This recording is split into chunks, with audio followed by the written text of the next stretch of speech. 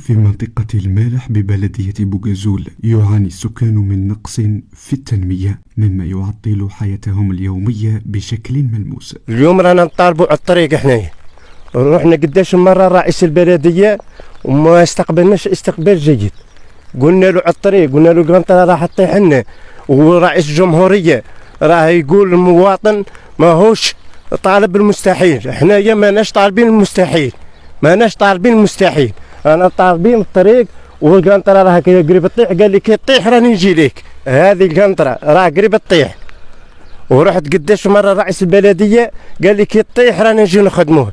هذه راه طلب ميزانية اصلا للبلدية، علاه ما يخدمهاش درك، علاه ما يخدمهاش في الوضعية تاعها درك، علاه حتى يهديها تطيح. احنا عندنا ذراري يقراو ما يقدرش يدخل النقل باه يهز ذراري صغار، ما يقدرش يديهم، لازمنا طريق معبد، ورانا نناشدوا في السلطات المحليه باه يشوفوا لنا الوضعيه تاعنا هذه.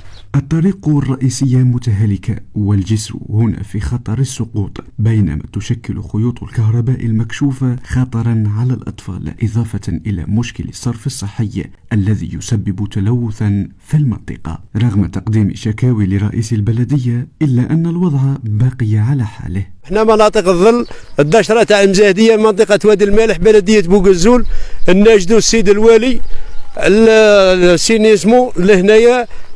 لهنا رانا في مناطق معزوله، الخيط تاع تريسيتي راه قريب تضربنا. لهنا السينيسمو ما كاش، الطريق ما كانش.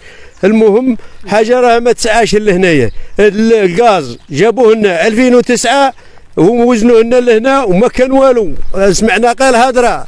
اليوم رانا ناشدوا سيد رئيس الجمهوريه راه يوسع على مناطق الظل هذو وإحنا ما شفنا والو. خيطان راهم طايحين في الارض، راهم الدراري يلعبوا بهم، رانا نظلوا نعسوا فيهم، نعسوا فيهم من بعدهم الخيطان، وراه كلش بالحاضر.